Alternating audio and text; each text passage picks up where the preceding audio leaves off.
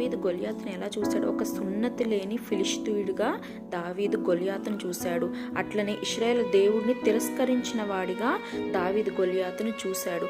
మరి గొలియాతు ధరించిన డాలము, కట్టె, ఈట, కత్తి ఇవన్నీ దావీదు చూడలేదు, కానీ కేవలము దేవునికి విరుద్ధంగా ఉన్నాడు అతను అని చెప్పేసి మాత్రమే దావీదు చూశాడు. మరి ఈరోజు మన మీద దాడి చేస్తున్న సాతాన్ని, రోగాల్ని, సమస్యల్ని, బాధల్ని, కష్టాన్ని, వాటన్నిటిని మనం దావీదు ఎలాగైతే గొలియాతును చూశాడో యుద్ధము యెహోవాదే అని అతను ముందుకు వెళ్ళి అతని మీద రాయి విసిరేసి విజయం సాధించాడో, ఇవాళ కూడా మనము అట్లనే అటువలనే మన సమస్యల మీద మనము విజయం సాధించాలి. యుద్ధము యెహోవాదే అని చెప్పి మనము సాతాన్ని ప్రతిఘటించాలి.